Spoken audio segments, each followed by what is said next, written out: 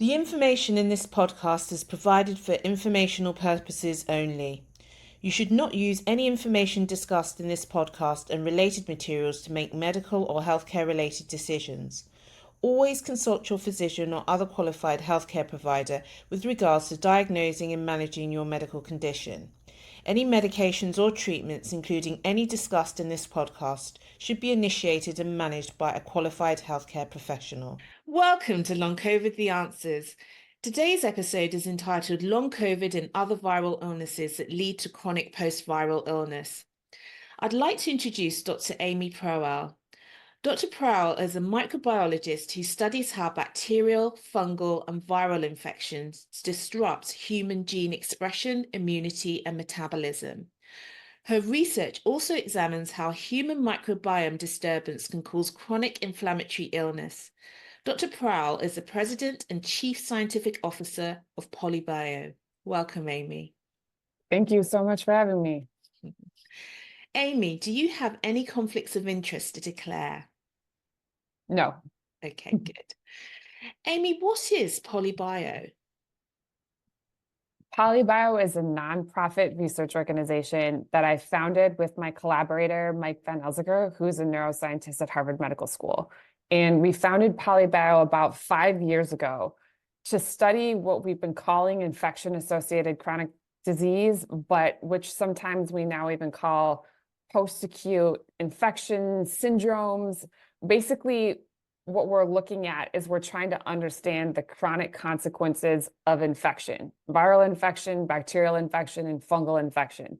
And that's because nearly all major pathogens that are studied in this capacity, whether it's viruses or bacteria, are connected to a chronic syndrome in which a portion of infected patients don't recover and develop chronic symptoms that can last a lifetime.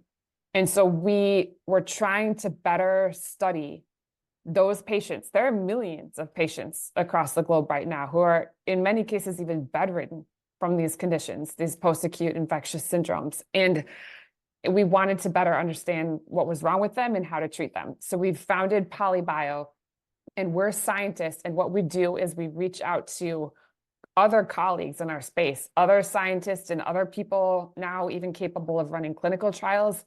And we help them understand these chronic conditions tied to infection. And then we build projects with them. We build new teams to understand the root cause drivers of what's making patients sick. And then we actually seek private funding to try to make those projects happen. And so that's what we do via our foundation. Oh, that's amazing. One of the main reasons why I invited Dr. Proal to be interviewed today is because of her extensive experience in researching the link between viruses and chronic illnesses. I wanted her to show the audience, the medical profession, and skeptics that long COVID is a legitimate disease process. It's been understood for centuries that viruses can lead to chronic illness. Today, we will explore this and highlight how the coronavirus SARS-CoV-2 is causing similar effects in a specific group of people and potentially long-term health issues in possibly all of us who have been infected with this coronavirus. Much of today's questions are based on Amy's 2021 article published in Frontiers in Microbiology entitled Long COVID or Post-Acute Sequelae of COVID-19 or PASC, an overview of biological factors that may contribute to persistent symptoms. The link for this paper will be included in the show notes, and in my opinion, this is a paper that should be read by all medics and medical students. Let's begin. Amy, so take a quote from your article. While the development of long-term symptoms following SARS-CoV-2 infection is sometimes framed as novel or mysterious, it is actually an expected phenomenon. Most well-studied viral or bacterial pathogens have been connected to the development of chronic symptoms in a subset of infected patients. Could you please tell us what other viruses that can cause post-viral illness and why you feel this is relevant to SARS-CoV-2 and long COVID? Yes. So some of the more well-documented pathogens that are connected to these chronic infectious syndromes are, for example, Ebola.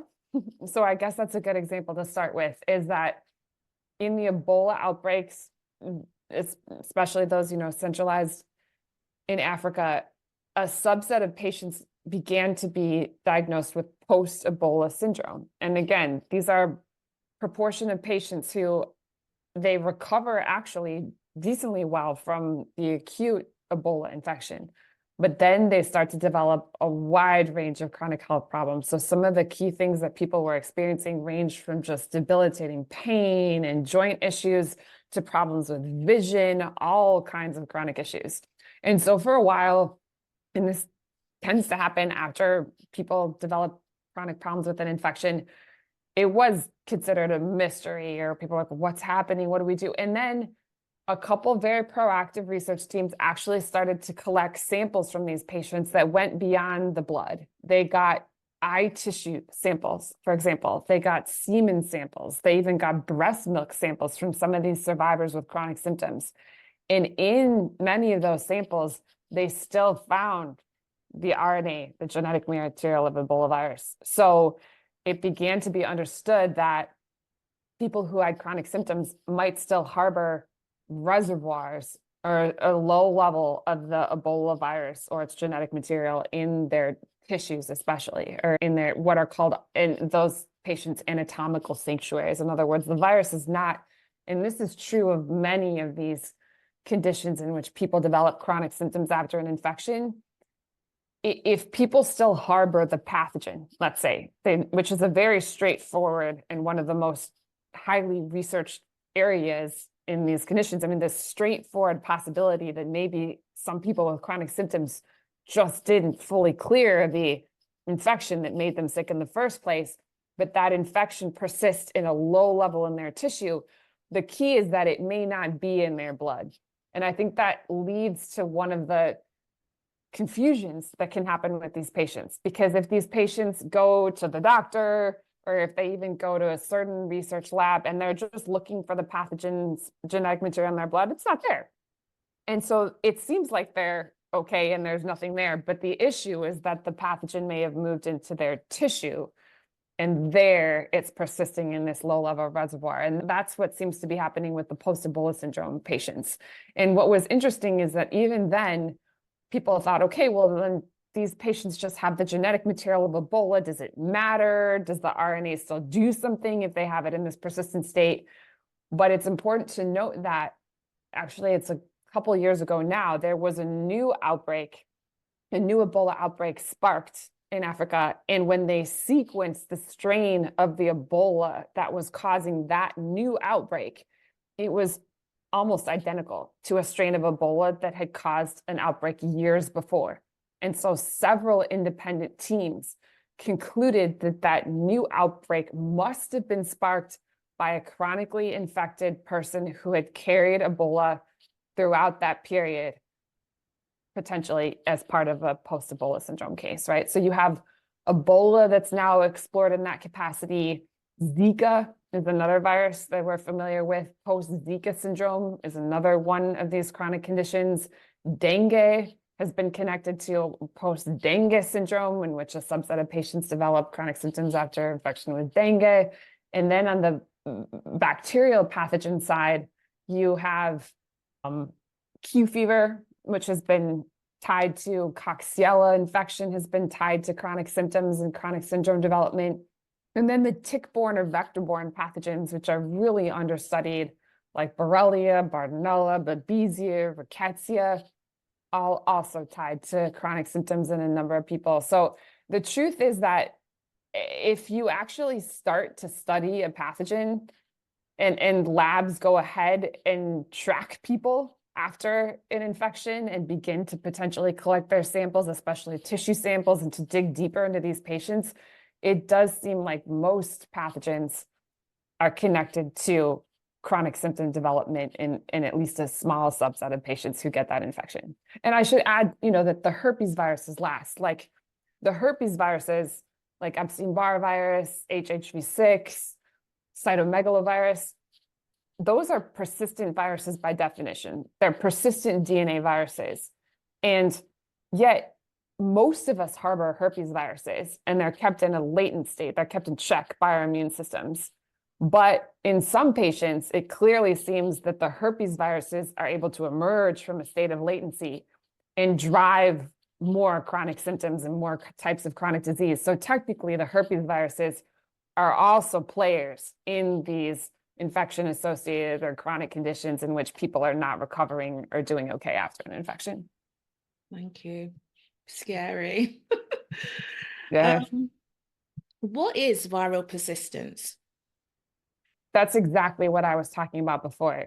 It really is the very straightforward possibility that at least part, and again, there are a number of different possibilities for why people develop chronic symptoms after an infection, but one that is increasingly studied, especially after COVID now, where we're studying long COVID patients who have chronic symptoms after COVID, is that possibility that the virus clears from their blood or potentially from other body fluids where it's easily identified. And it's no longer going to be found by a standard nasal swab test. It's not going to be identified in those forms of testing, but maybe some virus, a small amount of virus, still persists in the patient's tissue, in the tissue of their gut, in the tissue of their lung, in their lymph node. And that reservoir, that persistent reservoir of the virus, is still able to drive a number of immune, genetic, and even metabolic abnormalities in the patient. And so that's persistence, viral persistence in those reservoirs. Thank you. To again take a quote from your same 2021 research article, it is well understood that humans accumulate persistent viruses over the course of a lifetime. Could you please give examples and discuss the role of the immune system in keeping those viruses in check, including the involvement of interferons? Yes.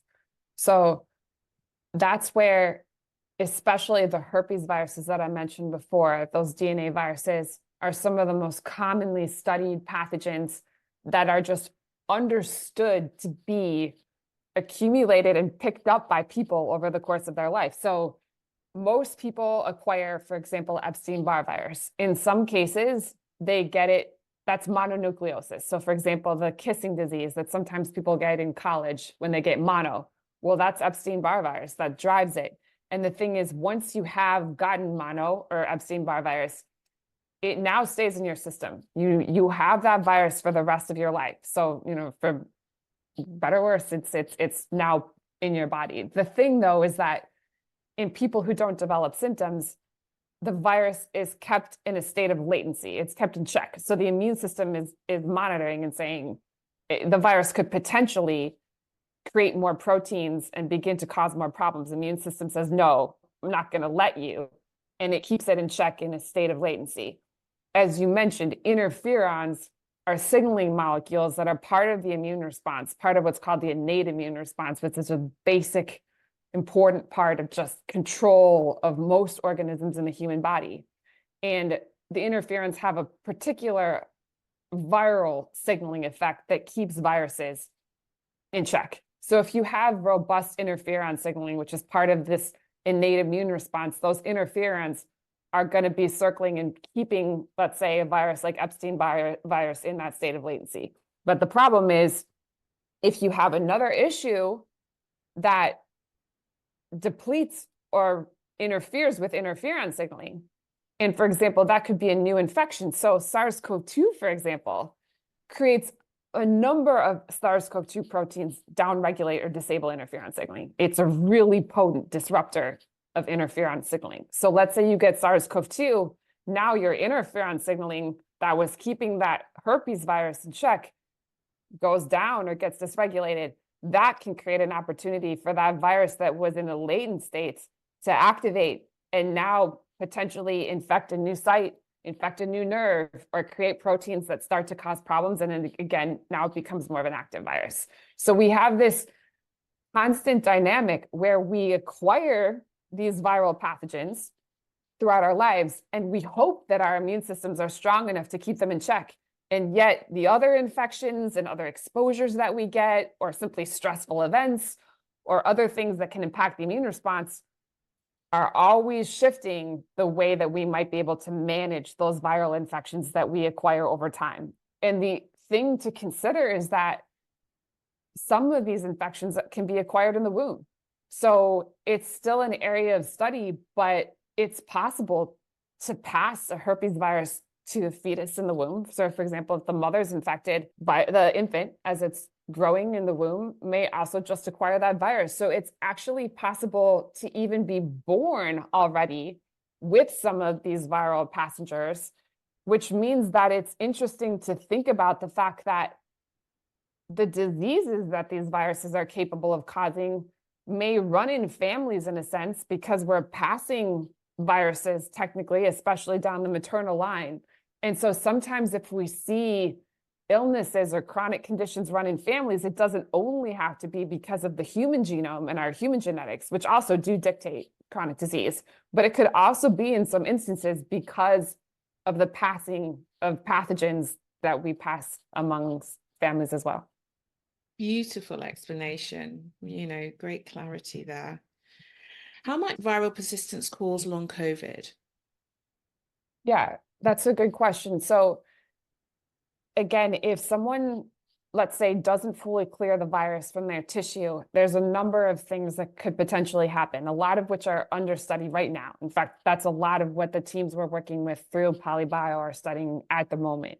But I'll just use the gut as an example. So one of the sites that we see growing evidence for as a highly likely reservoir site for SARS-CoV-2 in patients with long COVID or other symptoms is the gut, the intestinal tissue.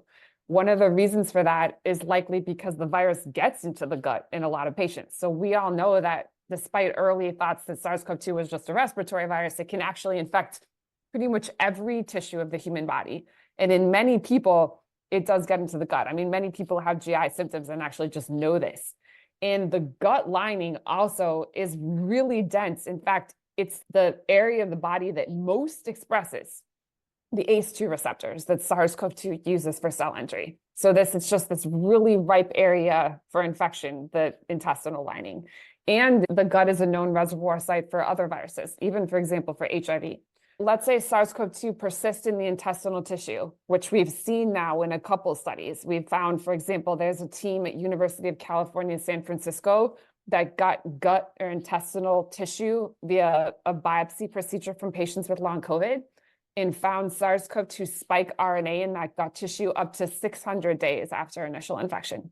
So let's say you have that persistent virus or RNA antigen there. The virus may continue, and this is what we're still trying to figure out, it may continue to make proteins, because what's important is that the proteins that any pathogen makes, and they all make them, are somewhat like the weapons they use to drive disease. So SARS-CoV-2 makes the spike protein. I'm sure we're all pretty familiar with this. If the RNA of the virus is there, but it's going through periods where it's making, even in this chronic form, more spike protein, and maybe that only happens during certain periods or every now and then, but if more spike protein is being created, the inflammation associated with that spike protein release can potentially wear down the lining of the gut. And so we're probably, maybe you're familiar with intestinal permeability, where a number of inflammatory or infectious issues can drive what's sometimes called leaky gut or intestinal permeability, where the lining of the gut becomes more permeable due to inflammation. And that can allow the products from the gut to leak into the bloodstream, where they can be highly pro-inflammatory. So we find first, in long COVID blood, there's a number of teams now that have found spike protein in the blood of long COVID patients. And it's not every patient, but a good number of patients with long COVID. It's possible that some of that spike protein may be derived from reservoirs of the virus in the gut, where it's wearing down the gut lining and then leaking into blood. And once the spike protein gets into the blood, it activates platelets, which are blood cells. And then the platelets, which we see in long COVID, we see a lot of activation of these platelet blood cells. Once the platelets become active, that can lead to signaling that causes clotting and coagulation. So we actually see also in long COVID blood, we see fibrin amyloid deposits that are causing coagulation in blood. All of that can cause inflammation that might damage the blood vessels, the endothelium, the blood vessels themselves. So now you have problems with the blood vessels and the vasculature, which is something seen in acute COVID as well. So, and then from there, you might have problems where when the blood vessels are in trouble and there's more clotting in the blood has trouble reaching the peripheral nerves, which are the smaller nerves of the body that are very energetically demanding. So those nerves might not get the oxygen they need, and they might die off or diminish. That can lead to small fiber neuropathy, which is another thing we see often in long COVID patients. So you can get this real flow-on effect where virus in a site like gut via leakage of spike or even other bacterial products in the blood can really catalyze a whole series of pro-inflammatory, pro-thrombotic or clotting, pro-inflammatory vascular events that can cause a huge problem to the body. That's just one way. To be honest, you can also have potential issues with virus in a reservoir site where, and I think one of the things that is really important to understand about viruses and other pathogens is that they hijack our mitochondria, the energy powerhouses of our human cells, in order to replicate and in order often to gain, in the case of bacteria, the substrates that they need for their own nutrition and their own survival. So if you don't fully clear a virus, it's very possible that if it does go through some periods of replication, that it's going to keep using your own mitochondria to do that, and it's going to keep pulling from your own energy powerhouses of your cell, which can deplete, obviously, your metabolic function. And then, of course, it can just drive a number of inflammatory issues that can be problematic. So there's really, honestly, effects that can happen from persistent reservoirs of viruses or other pathogens to the immune response, to our human gene signaling, depending if they get into the center of the cell, to our metabolism, and then to all kinds of effects on blood vessels, neuropathy, and function like that. So I've heard you interviewed before, and you said that basically viral persistence could probably connect all the other hypotheses as to the cause of long COVID. And from your explanation, that's what it sounds like. That is basically correct. And again, that's one of the reasons that we're studying viral persistence in long COVID a lot. We're really doing as many studies as we can in that direction, and we're studying other things too. But yes, for a number of logical reasons, you have all these different findings in long COVID depending on the team. Some teams are finding that there's metabolism problems. Some teams are finding that there's clotting problems. Some teams are finding the small fiber neuropathy. It is true that if you didn't clear the virus, and the virus especially was still creating spike protein even during periods, that could account for the clotting problems, the metabolic problems. It makes it a very attractive target to keep studying because of the fact that it can exactly account for so many of the other problems that otherwise seem disconnected in the patient. Great, thank you. In your 2021 publication, you discuss how SARS-CoV-2 induced immune dysregulation could reactivate other latent viruses. What is immune dysregulation, and how does SARS-CoV-2 reactivate other latent viruses in this way? Yeah, I did allude to that before, where I talked about the interferon signaling, those very essential molecules that are part of our human innate immune response that are normally keeping viruses and other pathogens in check and keeping them from expressing the proteins that they can use to drive more disease. So I mentioned that if interferon signaling is disabled, which can happen under conditions of SARS-CoV-2 infection or other infections, you lose that control, and that creates an atmosphere in which other pathogens that were in a latent state could become active and drive problems. But there's also the interferons are part of the innate immune response, which is a very conserved and more basic general part of the immune response. So if you think of the human immune response as an army, the innate immune response are like the foot soldiers and the people with the arrows. They go after everything. They just come out and they make sure they're checking. So any kind of infection, anything they're going to go after. But we have what's called the adaptive immune response. And those are the B cells and the T cells. And those are more specialized immune cells that go after specific threats. So for example, they understand they're programmed to go after just SARS-CoV-2 or after a specific pathogen, so they're targeted in their response. And that's kind of like an army if you had your more specialized soldiers or whatever that have a unique type of fighting mechanism. So you can also have issues with, let's say, SARS-CoV-2 and other organisms or pathogens by changes in those adaptive immune cell activity, the activity of those cells. Because, for example, it's possible that if you already have not cleared or are dealing with one infection, so let's say Epstein-Barr virus actually active in a patient, it's not in latency, it's not being well kept in check, there will be T cells that recognize that Epstein-Barr virus and become specific to it and are now signaler called SARS-CoV-2 specific Epstein-Barr cells. Yeah. If you have your T cells sort of caught up in the response to Epstein-Barr virus, but you get a new infection like SARS-CoV-2, it may be harder for some of those, for your T cells and the other to mobilize against the new pathogen, because less of them are in what's called a naive state where they can go after the next thing. So there can be issues as well with the adaptive immune system where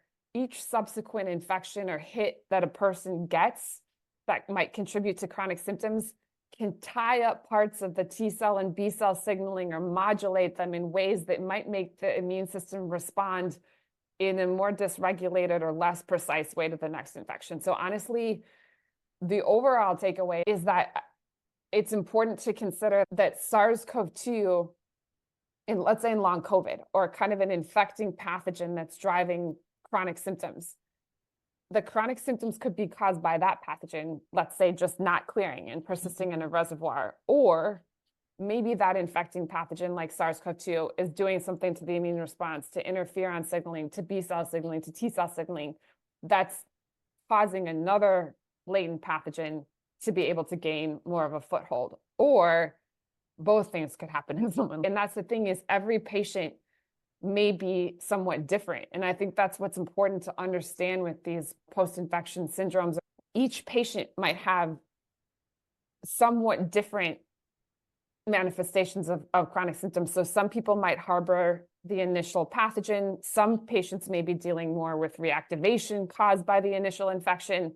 Some patients may have a combination of those factors. And in each case, the latent pathogens that reactivate in each patient are going to be different just based on what the different types of viruses or bacterial pathogens that someone might be dealing with at the time that they get an infection like SARS-CoV-2. Every patient might not respond perfectly to the same medicine. We're probably going to have to do combinations of different antivirals or other medications to get specific patients better.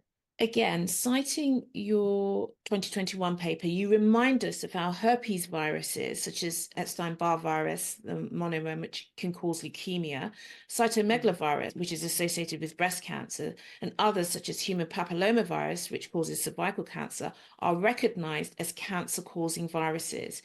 Can you explain the proposed mechanism by which this takes place? Yeah, exactly. So a number of those herpes viruses are known to be oncogenic or potentially cancer-causing viruses. And many viruses are actually somewhat studied now for the possibility that they can contribute to cancer or oncogenesis type processes. Part of how viruses do that is that they infect tissue and they infect often the human cells themselves in those tissue samples. They can cause the cells that are infected to lose certain inhibitions. So most of our cells have what's called checkpoint inhibition, where they only replicate a certain number of times because signaling turns on to check and turn down their replication. But viruses can actually get in the way sometimes of that checkpoint signaling.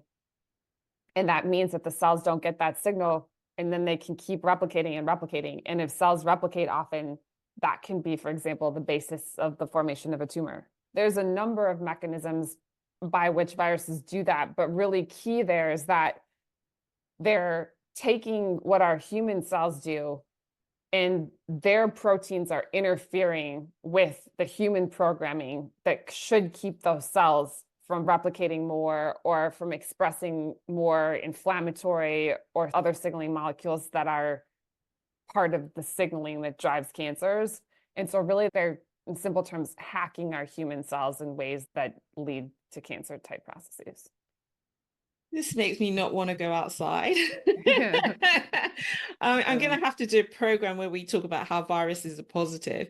Do you think SARS-CoV-2 is causing cancer amongst us now, or might have the propensity to do so in the near future? It's not impossible. It's something that we should study. There's 1 or 2 teams that have published papers showing that, at least in the lab, SARS-CoV-2 might be able to drive some inflammatory or cellular changes that could be consistent with cancer. I think that based on the fact that we know that other viruses can drive cancer, and that in a growing number of studies where teams are using pretty advanced technologies to look for viruses in cancer tissue, and they're finding them, so that there's a number of studies now where teams are collecting tumor tissue from the tumor of patients with cancer, and then they can take the genetic material out of those samples and sequence them to figure out what pathogens might be in that tissue. And there's a wider variety of viruses and sometimes even bacteria in those tumor tissue samples than was previously thought. And these are not just the herpes viruses, other viruses, sometimes RNA viruses. So in other words, with all this circumstantial evidence, it's like you were investigating a crime. You saw that SARS-CoV-2 is the potential perpetrator. Yes, it's a virus. Other viruses have been known to drive cancer. Other viruses have been found in tissue samples. SARS-CoV-2's proteins are able to cause a lot of changes in human cell signaling. In other words, you would consider SARS-CoV-2 a high suspect. I hope that we do more research to figure that out. Yeah, and wear your N95. Thank you. Thank you, Amy, for today's interview. Please join us next week for part 2 of this episode, where we will continue our discussion and talk about how chronic post-viral illness can result from viruses affecting our human microbiome. Thank you. Some questions for listeners to consider. What are your top 5 takeaways from this episode? How will this episode change your practice or perception of this disease? What will you do to act on what you've learned? Please discuss your thoughts on our social media outlets, Twitter or X, the website blog, Instagram, Facebook, or LinkedIn. Please rate this episode.